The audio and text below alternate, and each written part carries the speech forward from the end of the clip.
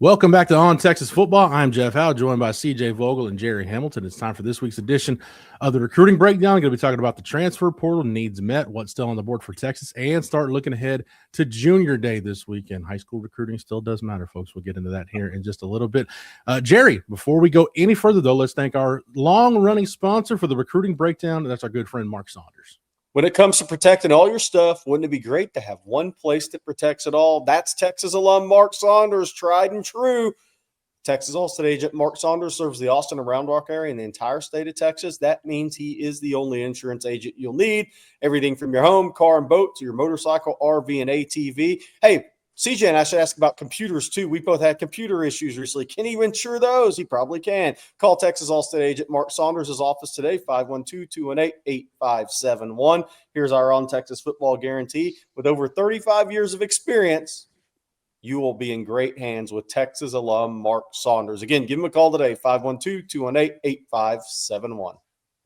CJ, coming off the weekend recruiting bonanza, Rasheem Biles, Cam Coleman, Hollywood Smothers.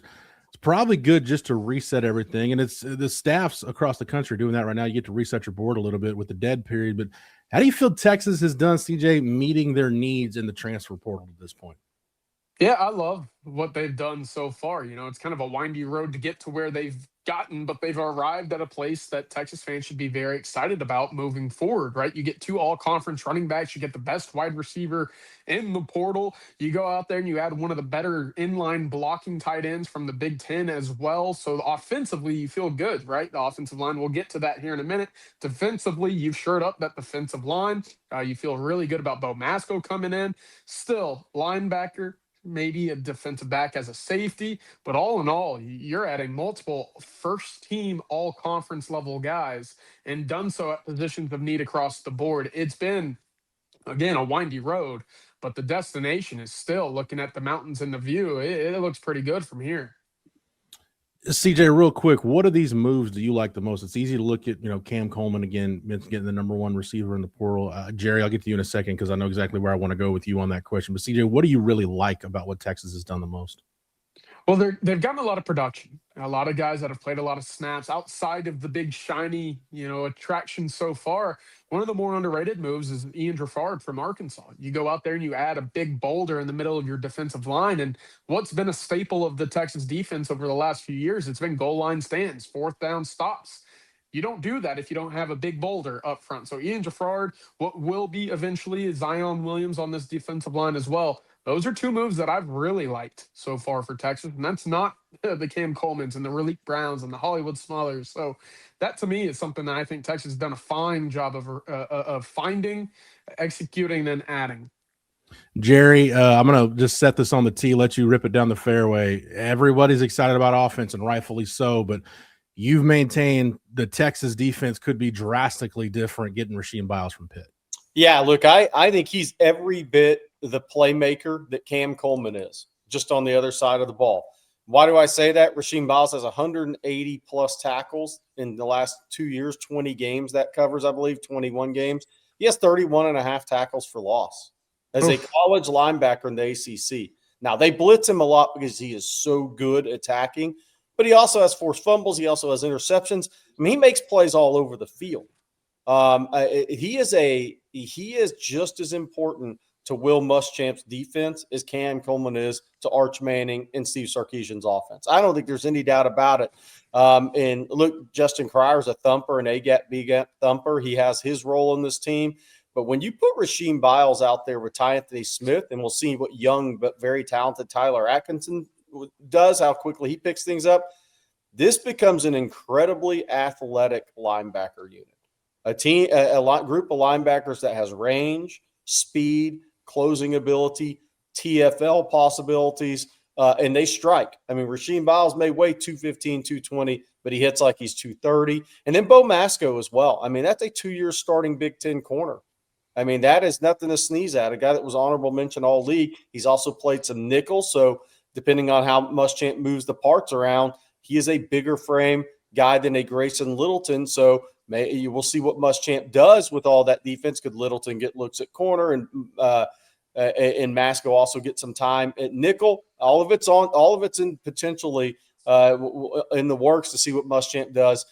with this defense in the spring. But I think Rasheem Biles could be an all-SEC, all-American level player, no different than Cam Coleman for me. All right, Jerry, let's look at what's left for Texas. Maybe not necessarily the who, but the what. CJ laid out a couple of positions defensively where Texas can go, but I know everybody is focused, and we are too here on Texas football. How is Sark going to fill out this offensive line? Yeah, I think that's the main thing on offense. I mean, they've filled about every other need. That doesn't mean you couldn't add a depth piece somewhere or see who else goes in the portal that grabs your attention potentially. But look, offensive line, there's two things that the consistent questions have been. Are they going to get somebody could play right tackle to kick Brandon Baker in the guard? And if not, how many guards, center types will they sign? With Connor Robertson coming back, that takes a need off the table at center. So now you're looking at guards. And so you would think Texas goes 2 or 3 interior types. Now, what happens if somebody emerges as a right tackle, right? So if Baker were to kick in, then you still have one guard need left at that point, because then one of those needs obviously would be met, filled as a right tackle, meaning you need one less guard. So I think it's kind of in flux which positions it is. You need one more interior player. There is some pressure off at center with the return of Connor Robertson. Now, it is young behind him. At the same time, you're talking about a Jackson Christian potentially, a Devin Coleman's rep there some, and a Nicholas Robertson who will probably begin his career at center. He's a true freshman, and he needs time. So that depth at center, could something happen there? Potentially. So we'll see where that goes. But I think we're watching to see if somebody truly emerges. And I know everybody's asking about Jordan Seaton. He has announced he's entering the portal. We'll see when he actually does enter the portal. We've seen some guys pull their name out recently as well. But if he goes in the portal, obviously he becomes the top target. And then that discussion of Brandon Baker potentially kicking back in is relevant again. CJ, I want to get your take on Dylan Sikorsky, because that's a guy that played over 400 snaps at Oregon State this year. He was a commitment at the time Texas really needed, because there was a lull. There wasn't much happening when Texas got him. What's your take on the young interior lineman from Oregon State? Yeah, this is the kid that's going to come in and compete for a job. I don't think it's one way or the other, or someone that's going to come in and start right away, at least not in January as we're kind of projecting this offense. But certainly after spring football, you could sit there and say, okay, he looks good. We feel like he could have a starting role for us eventually. For me, Sikorsky, and what was really interesting with his recruitment is the teams that were pursuing him. And that was Tennessee, Missouri, and Arkansas, 3 teams that ran the football and identified offensive linemen at a very high level in 2025. That speaks more to me than what maybe he even put on tape a year ago, right? I think he lunged at times. I think he gets kind of lost in his assignment at times. But you see 6 starts, 8 appearances, 440 snaps, and a run grade that, quite frankly, was pretty solid. So I think the tools are there. And again, it's another body that has valuable experience that can come in and compete for a job. That's something, quite frankly, Texas doesn't have a lot of. So that, to me, speaks more than just about anything else with his game. I'm excited to see what he can do, but it all speaks to what the spring will bring to his game and what that might project towards the fall. Jerry, I don't need you to start punching whiteboards, but go ahead and put yourself in Will Muschamp's shoes for a minute. Texas needed to get one of their top targets, and there were really 3 top targets for them at linebacker: Rasheem Biles, Christian Alliegro, and Kedu Olave. They came away with one. Has the addition of Biles and knowing kind of what Justin Cryer, at least the idea of the role he's going to play, has that changed the type of guy you think Will Muschamp targets at linebacker the rest of the way? Yeah, potentially. I think that when this all began, I think there was a need for 2 thumpers. So it wouldn't shock me, and that doesn't mean a thumper is only that, an A-gap to B-gap player, but somebody that can play that role. I think right now Texas has one of those guys in Cryer. So I do think there's still a need at linebacker.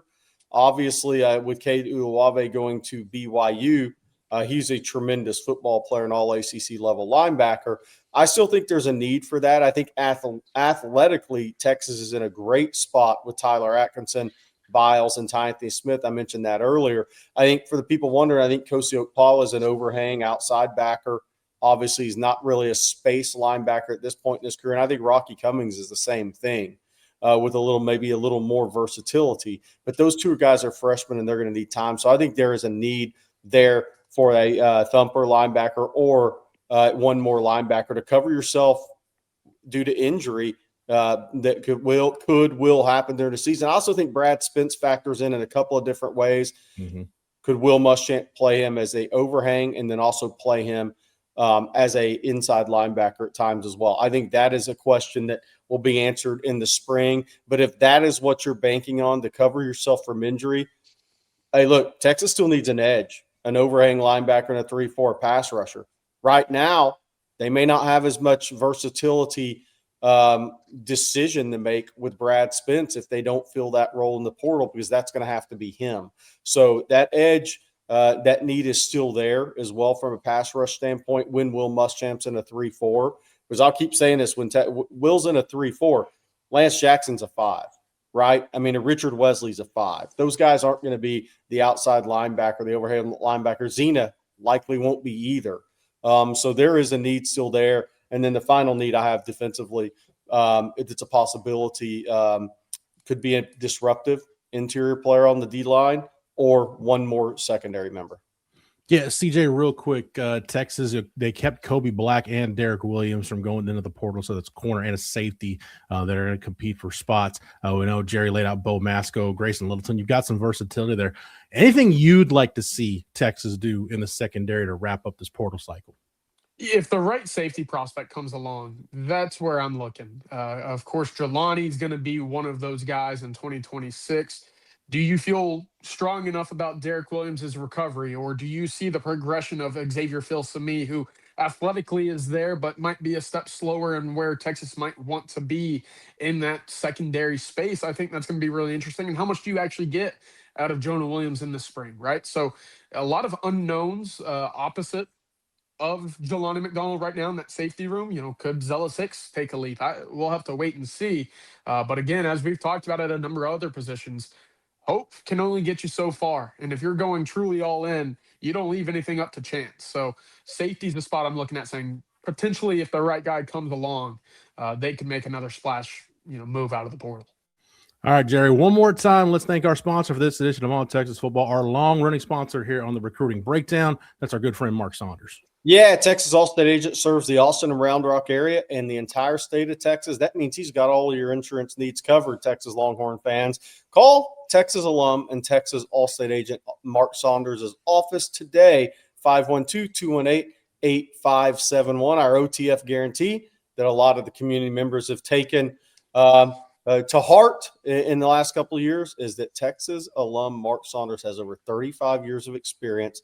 That means he is your guy for all your insurance needs. Again, if you're in the Austin and Round Rock area, the entire state of Texas, give Texas alum Mark Saunders a call today, 512-218-8571.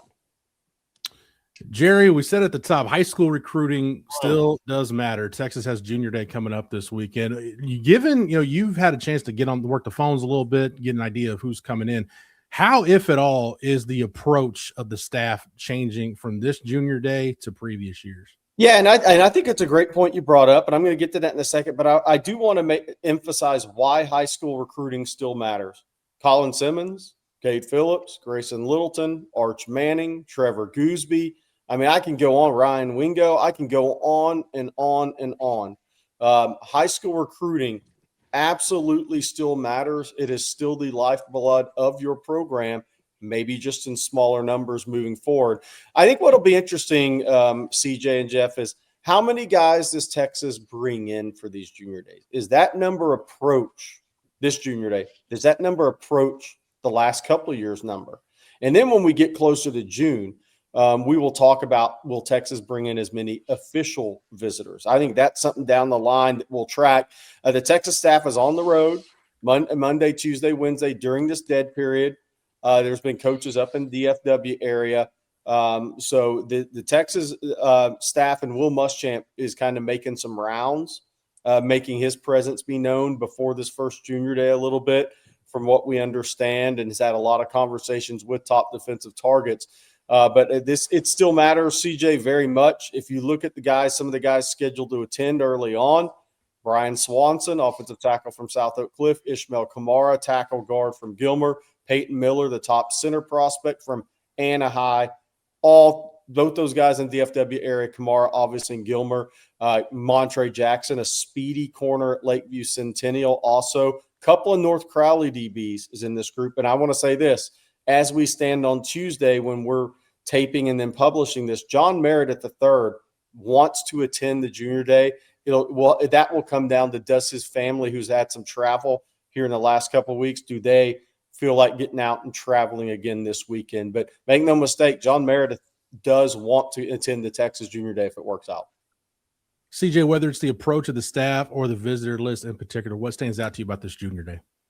Well, and the fact that they're still are recruiting high schoolers, right? I guess that's the big takeaway for me. But no, jokes aside, this is a talented group of offensive linemen, which again we've talked about, kind of been a theme for 2027. Whether it's Ryan Swanson, Instramel Kamara, Peyton Miller, Hudson White Knight from Dripping Springs right up the road, making the trip in as well. It's going to be interesting because I think we saw the philosophy of building a high school class change in real time for the 2026 cycle, right? Towards the back end, it wasn't necessarily fighting for those blue chip, all world level guys. It was, hey, we got to find some depth pieces, some guys that we believe will be around in our program for 2 to 3 years that we don't necessarily have to fight top dollar for.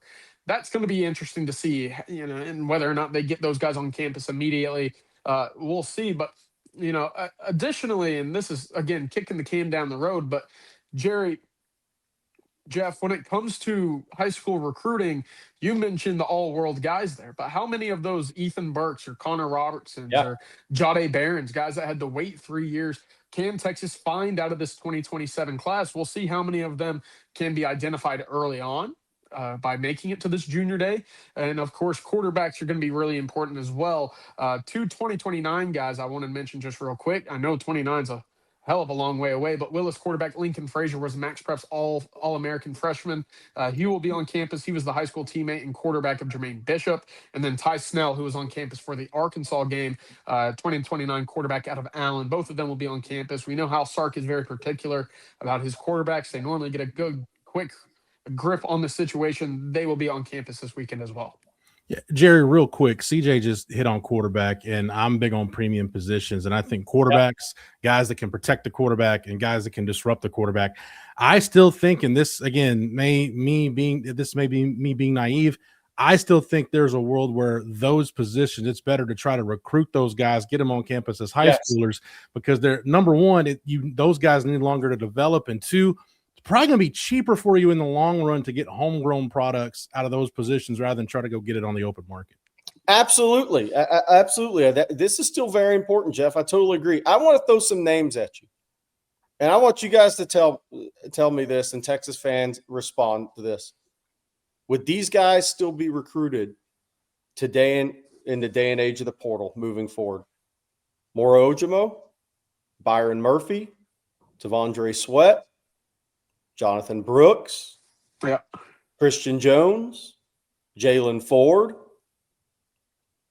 maybe Jordan Whittington, Jade Barron. I mean, Gunnar Helm, Baron Sorrell. I mean, these guys have helped Texas win a lot of football games and gone on to be NFL. The guy I really target is Byron Murphy. Yeah, 6 foot, 275 coming out of high school. You really going to pass on guys like this that have that upside and that ability to be developed? To me, that's the interesting thing, because how many of those guys do you think would actually be signed right now out of high school? It's an interesting question. Development still matters. Guys with a lot of upside still matter. Yeah, great point. Yeah, probably not too many of them, Jerry, because you probably want to keep your powder dry for the portal. But yeah, I'm fascinated to see where high school recruiting goes from here. CJ, Jerry, thank you guys for the knowledge and expertise as always. Thank you to Matthew behind the scenes for producing it. Thank you to Mark Saunders, Allstate, for sponsoring it. If you're not a member over at ontexasfootball.com, you can still take advantage of our Portal Madness special for first-time subscribers. Your first month of access at ontexasfootball.com for just $1. Everything we can't cover on the channel, anytime we get portal information, we drop it over to ontexasfootball.com first. So again, first-time subscribers, you can get over to the website right now, take advantage, get your first month of access for just $1. For CJ, for Jerry, for Matthew, for the entire On Texas football staff, I'm Jeff Howe. Thank you so much for watching and listening. And until next time, book 'em.